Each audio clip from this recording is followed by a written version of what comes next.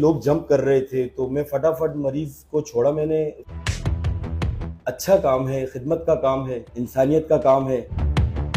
तेजी से जाते हैं, मिशन उठाते हैं, भागते हैं।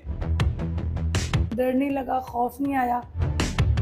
ये काम बहुत मुश्किल है, हम जैसा आम इंसान ये काम नहीं कर सकता। वो रस्सों से बांध बांध के, वो फर्स्ट मेरी इमरजेंसी थी, बड़ा सख्त मामला था, बहुत मुश्किल पीरियड था ये। गर्म पानी है कि आप वहां पर 4, 5, 6 मिनट से ज्यादा अंदर रुक नहीं सकते। फायर ब्रिगेड्स के पानी खत्म हो गए पर वो आग बुझने का नाम नहीं ले रही। 36 घंटे से ज्यादा हम लोगों ने वहां पर अपनी ड्यूटी को सरअंजाम दिया। बिस्मिल्लाहिर्रहमानिर्रहीम, अस्सलाम वालेकुम। दस्तक टीवी के साथ मैं हूँ मोहम्मद। नाज़रीन, जितनी भी वीडियोस मैं अब तक छिपा की या ईदी की कर चुकी हूँ, उसमें आपने कई रज़ाकार देखे, कई ऐसे हादसा सुने, कई ऐसे वाक़या सुने तो शायद आप सोच भी नहीं सकते थे। इसी तरह का एक और रज़ाकार मेरे साथ मौजूद है। इस वक्त मैं छिपा के सर्द खाने में मौजूद हूँ और ये पिछले 12 साल से छिपा के रज़ाकार हैं और इनकी ज़िंदगी में भी कुछ ऐसे तजुर्बात हैं जिन्होंने अपनी आंखों से कुछ ऐसे वाक़यात देखे जो एक आम इंसान की सोच से भी परे हैं। इस फील्ड में आते ही के साथ इन्होंने कराची का एक इतना बड़ा हादसा देखा जो आज तक उस हादसे को लोग खौफ की निगाह से याद करते हैं। आइए बात करते हैं और इनसे जानते हैं कि वो कौन सा हादसा था और इन्होंने किस तरह से उस हादसे को देखा। अस्सलाम वालेकुम। वालेकुम अस्सलाम। क्या नाम है आपका? मोहम्मद रिजवान यूसुफ। रिजवान भाई, बताइएगा, मैं सबसे यही सवाल करती हूँ जितने भी रज़ाकार हैं ईदी के या छिपा के, कि ये काम बहुत मुश्किल है। जिस तरह का काम आप लोग कर रहे हैं, हम जैसा आम इंसान ये काम नहीं कर सकता। ये काम क्यों चुना, क्यों इस फील्ड में आए? फील्ड में आने का मकसद तो मैडम जी यही था कि मैं टीवी के अंदर देखता था कि छिपा के रज़ाकार, ईदी के रज़ाकार बम ब्लास्ट, गन शॉट या कोई बिल्डिंग गिर गई है, वहाँ पर जाते हैं, एम्बुलेंस लेके तेज़ी से जाते हैं, मिशन उठाते हैं, भागते हैं। मैं वो देखता था तो मुझे अच्छा लगता था। मैं उस शौक़ की बिना पे इस फील्ड के अंदर आया, इदारे में। तो जब मैंने ये चीज़ें अंदर आकर इदारे में करीब से देखी ना, तो मुझे आइडिया हो कि वाकई में ये लोग असल खिदमत तो ये वेलफेयर वाले कर रहे हैं। क्यों? क्योंकि एक बंदा रोड के ऊपर गिरा हुआ है, उसको देखने के लिए दूसरा देख रहा है, सिर्फ वो देखेगा, वो वीडियो तक बनाएगा, पर ये नहीं करेगा कि उसको हाथ से या उसका ब्लीडिंग रोक ले या उसको कवर करे किसी तरीके से। वो वेट करेगा कि मैं अपना पहले क्लिप पूरा कर लूँ, फिर उसके बाद अगला प्रोसेस। ऐसे ही है। मैं तो शौक की बिना पे आया था, अब मेरा ये पैशन बन गया है, अब मैं दिल से ये करता हूँ। जब आप आए तो शुरू में डर नहीं लगा, खौफ नहीं आया? क्योंकि शायद आपने ज़िंदगी में पहले कभी ये चीज़ें ना देखी हों जो आपने इस काम में आने के बाद देखी। डर नहीं लगा था, पर ये है कि जो दोस्त वगैरह बने थे वो लोग डराते थे कि बॉडीज उठ के बैठ जाती हैं और ऐसा वगैरह। ऐसा होता नहीं है। एक दफ़ा जो मर गया तो वो अल्लाह की रज़ा के बगैर तो उठ नहीं सकता। ऐसी लोग बातें करते हैं। अच्छा काम है, खिदमत का काम है, इंसानियत का काम है। किसी की मदद करना, किसी के लिए कुछ करना अच्छा लगता है। सबसे पहला हादसा आपकी फील्ड में आने के बाद जो सबसे बड़ा हादसा था, तो शायद आपके लिए आपकी रातों की नींदें जिसने उड़ा दी, आज तक नहीं भूल पाए। मैडम जी, वो तो सबसे बड़ा हादसा मेरी लाइफ में 2012 का ही था। वो अली इंटरप्राइज एक कंपनी है गारमेंट्स की शायद। कितने दिन बाद आपके इस काम में आने के बाद मैंने जब ज्वाइन किया था तो मुझे 3 दिन ड्राइवर के साथ ट्रेनिंग पे रखा गया। वो चौथे दिन मुझे गाड़ी मिली तो मैं वो गाड़ी लेकर के मरीज छोड़ने गया, फिर उसको वापस लेकर आ रहा था तो आग लगी हुई थी बिल्डिंग में। तो मैं देख रहा था कि लोग जंप कर रहे थे, तो मैं फटाफट मरीज को छोड़ा मैंने उसके घर पे और बुक सेंटर पे दे के मैं उस लोकेशन पे आया। वहाँ आया तो वहाँ पर तो देखने के बाद पता चला कि वाकई में क़यामत अगर कुछ है तो वो यहाँ इस वक्त मौजूद है। वो सिचुएशन ऐसी थी कि बॉडियाँ पानी के अंदर ऐसे तैर रही थी। जले हुए लोग है ना, मोबाइल पे कोई हेल्प लेने के लिए अगर किसी को फ़ोन कर रहा है तो वो जहाँ पर है वो वहीं पर ही जम गया है, वो वहाँ से हिल नहीं पा रहा क्योंकि वो सेक ने और तपिश ने उसको वहीं पर ही जान ले ली। तो वो रस्सों से बांध बांध के, वो फर्स्ट मेरी इमरजेंसी थी कि मैंने करीब से देखा है लाशों को पानी के अंदर तैरते हुए, फिर हमने रस्से बांध के उनको बाहर तक निकाला है। बड़ा सख्त मामला था, बहुत मुश्किल पीरियड था ये। अल्लाह पाक बस सबके हाल पर रहम करे।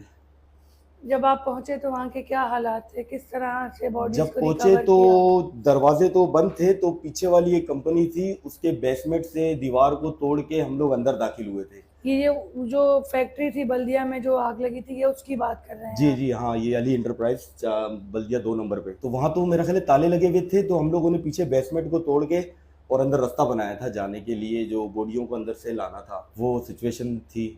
बहुत हार्ड थी। तो वहाँ पर ऐसा था कि एक फायर फाइटर अंदर जाता था और बॉडी को कवर करता था, जो हम लोग बाहर खड़े होकर उसको अंदर से बाहर निकालते थे।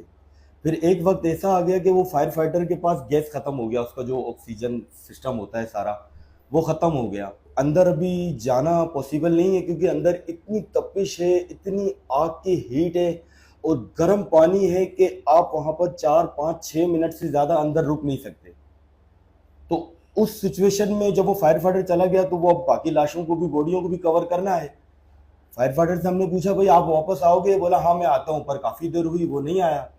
तो फिर मैं और मेरा एक साथी, हम दोनों ने चादरें अपने कफन को बांधा और हम लोग अंदर चले गए। तो वहाँ पर जब देखा तो दिल एकदम, रोंगटे खड़े हो रहे थे जैसे कि अभी कुछ हो जाएगा। पर वो बॉडियों को देख करके ना थोड़ा अल्लाह ने हिम्मत डाली, तो वो बॉडियों को फिर रस्सियाँ मार के कवर करना शुरू किया और बहुत सख्त हाल था, ऐसा जैसे कि क़यामत का मंज़र है। दिल फट रहा था देख देख के कि यार ऐसा कैसे हो सकता है यार, इतनी ख़तरनाक आग, इतना खौफज़दा कि फायर ब्रिगेड्स के पानी ख़त्म हो गए पर वो आग बुझने का नाम नहीं ले रही। इतनी सिचुएशन हार्ड थी। 36 घंटे से ज़्यादा हम लोगों ने वहाँ पर अपनी ड्यूटी को सरअंजाम दिया। जब वो इमरजेंसी क्लियर हो गई, सारी बॉडियाँ निकल गई, सारे मामला हल हो गए, तब हम अपने घर जाके हमने खाना भी नहीं खाया, ना दोपहर का ना रात का, क्योंकि कुछ खाने पीने का दिल नहीं कर रहा था ना। उस सिचुएशन में आप क्या करेंगे, खाना कैसे खाएंगे?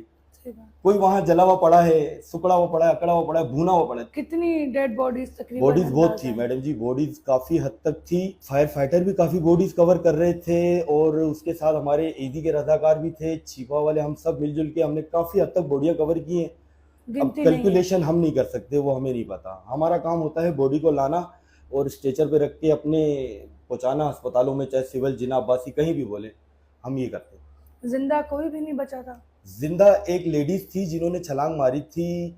जब मैं फर्स्ट पहुंचा था गाड़ी लेके, जब मैं पहुंचा था तब उन्होंने छलांग मारी थी। उनको उठा के हमने मुर्शिद हॉस्पिटल ट्रांसफ़र किया था, शिफ्ट किया था। उसके बाद मैंने जिंदा कोई नहीं देखा, तकरीबन सारे ही दुनिया से जा चुके, लाशें ही थी खाली। और ज़्यादातर खवातीन खवातीन भी हैं, अस्तगफिरुल्लाह, तौबा अस्तगफिरुल्लाह। खवातीन मतलब क्योंकि उस सिचुएशन में बाहर नहीं निकाल सकते थे, औरत ज़्यादा है ना, तो उस सिचुएशन में बाहर नहीं निकाल सकते थे। फिर हमने उसको ढक कर अच्छे तरीके से अपने चादरों के साथ, कफनों के साथ, फिर उन बॉडियों को, लेडीज़ की, खवातीन की, बाहर निकाला। पूरी बिल्डिंग में ही तकरीबन आग लग चुकी थी? फ्लोर मेरा ख्याल है वो एक ही था, फ्लोर एक ही था और नीचे जो मेरा ख्याल है तहखाना वगैरह, जहाँ मोटरें वगैरह, मशीनें पड़ी हैं, पैसे पानी के अंदर तैर रहे हैं, मोबाइल तैर रहे हैं, जो भी मशीनें तैर रही हैं, लाशें तैर रही हैं। मैडम जी मैं तो देख के हैरान हो गया था कि यार ये क्या है यार, ये सब मैंने कभी सोचा नहीं था कि ऐसा भी होगा और ये सब हुआ। उसके बाद आपका नहीं हुआ दिल कि ये काम छोड़ दूं? नहीं, ये तो उसके बहुत बाद दिल मुश्किल है। छोड़ने का तो नहीं हुआ। उसके बाद दिल और ज़्यादा मजबूत हो गया कि अब तो कुछ भी हो जाए यही काम करना है, जितनी हो सके लोगों की खिदमत करनी है। शायद हमारी कोई गलतियां, कोताहियां होंगी जो अल्लाह पाक इसके ज़रिए हमें कबूल कर लेगा। अब यही सोच। इसके अलावा आपके तजुर्बे का कोई ऐसा वाकया जो? बहुत से वाक़ये हैं मैडम जी, बताने बैठेंगे तो शायद रात हो जाएगी, इतना बोल नहीं सकता क्योंकि मैं थोड़ा कमज़ोर दिल का हूँ ना, तो मुझे रोना आ जाता है। अगर किसी की तकलीफ देखूँ ना तो मैं बड़ी मुश्किल से कवर करता हूँ, ज़्यादा बोलूँगा तो शायद फिर फट के रोऊंगा। एक हादसा ऐसा था कि जिसके अंदर रोड के ऊपर एक मियाँ बीवी जा रहे थे बाइक के ऊपर, तो ट्राला रॉन्ग साइड से आ रहा था, तो वो ट्राले ने उसको, शोहर को, उसके कुचल दिया। ये अभी का वाकया तो नहीं? हाँ, ये अभी का है, कुचल दिया। ये हबरीवर रोड का ही है, जी। कुचल दिया। तो उसमें 2 महीने पुरानी हाँ, बात है ये। सिचुएशन ऐसी थी कि उसका जो जिस्म के आज़ा थे ना वो रोड के ऊपर चिपके हुए थे। और बिल्कुल नई नई शादी हुई थी उनकी अभी। शायद हाँ, ऐसे ही कुछ था। तो वो, मैं भी पहुंचा, पर मेरे पहुंचने से पहले हमारा एक मददगार था, अफजाल नाम करके है, अफजाल खान है, बल्दिया टाउन में सेंटर पे ड्राइवर है। उसकी हिम्मत थी माशाल्लाह कि उसने वो सारे उसके बॉडी पार्ट्स को ज़मीन से ऐसे जोड़ के और चिपका के शापर में डाल के उसकी बॉडी के साथ रवाना किए। ये भी ज़रूरी है ना, क्योंकि इंसान का गोश्त वगैरह तो ये भी धुलने के बाद दफन किया जाता है, ये नहीं छोड़ सकते। इस तरीके से अनगिनत वाक़यात हैं मैडम जी। 2012 से अब तक कईयों वाक़यात हैं। कोई गोली लगे हुए होते हैं, कोई रोड से एक्सीडेंट खाए हुए होते हैं, कोई जल जाते हैं। एक वाक़या ऐसा था, एक ने अपने आप को आग लगा दी, मेरे सामने। हम लोग पंप पे पेट्रोल डालने गए हैं, उसने किसी को इम्प्रेस करने के लिए शायद कुछ भी कोई भी मसला हो, उसने अपने आप को छड़क के आग लगा दी, भाग रहा है, फिर आग लगा के भाग रहा है। हम भी उसके पीछे भाग रहे हैं कि उसको बुझाएं आग को और उसको अस्पताल ले जाएं। ऐसे ऐसे वाकयात देखे हैं कि बस अब तो लगता है दिल है ना पत्थर का बन गया। इन 12 सालों में सीखा आपने क्या इस माशरे से? मैडम मैं माशरे से बड़ा एक रिक्वेस्ट करना चाहूँगा आपके चैनल के ज़रिए कि ये जो रोड के ऊपर खाली एम्बुलेंसेज जा रही होती हैं, शायद खाली हमारी छिपा की नहीं, और भी वेलफेयर हैं, और भी एम्बुलेंसेज हैं जो कर रहे हैं खिदमत के काम, ये खाली भी जा रहे हो तो भाई आप ये मत सोचो कि ये खाली जा रहा है तो ये किसी इंजॉय के लिए जा रहा है, ये ज़रूर ही किसी ना किसी मिशन पे जा रहा है। आप चाहें तो पीछे इसके जाके देख सकते हैं कि ये क्या करने जा रहा है। आप लोग क्या करते हैं, आप लोग एक तो रास्ता नहीं देते, ऊपर से आगे आकर के गाड़ियां लगा देते हैं, ऊपर से बदमाशी करते हैं कि भाई कोई है नहीं गाड़ी के अंदर, खाली गाड़ी लेके टाटा टाटा करते जा रहे हो। तो भाई अभी आपको हम साथ लेके तो जा नहीं सकते, हम कहाँ जा रहे हैं, तो लिहाजा पीछे आके देख लो। इस तरीके के लोगों से रिक्वेस्ट है कि प्लीज थोड़ा सा अपना बिहेवियर चेंज करो, खास तौर पे एम्बुलेंसेस के मामले में उनको रास्ता दो, नहीं तो आपका भी जिस दिन एम्बुलेंस के अंदर पड़ा होगा कोई दूसरा बंदा रास्ता नहीं देगा, आपके दिल पे भी है ना बड़ी चोट आएगी। मैंने जब भी अक्सर किसी ड्राइवर का इंटरव्यू किया है तो यही शिकायत तमाम ही ड्राइवर्स करते हैं कि आवाम जो है वो उनको रास्ता नहीं देती है। जैसे उन्होंने अभी एक बात कही कि कल को अगर अल्लाह ना करे कोई आपका अपना उस कंडीशन में होगा और आपको रास्ता नहीं दिया जाएगा, तब आपको उस मौके की नज़ाकत का पता चलेगा। तो खुदारा इस बात से डरें और ख़याल करें कि अगर एम्बुलेंस खाली भी जा रही है तो वो किसी ऐसे मौके वारदात पे पहुंचने के लिए जा रही जहाँ पे इमरजेंसी की ज़रूरत है। तो आप ख्याल करें और जितनी भी एम्बुलेंसेज हैं उनको रास्ता दे दिया करें।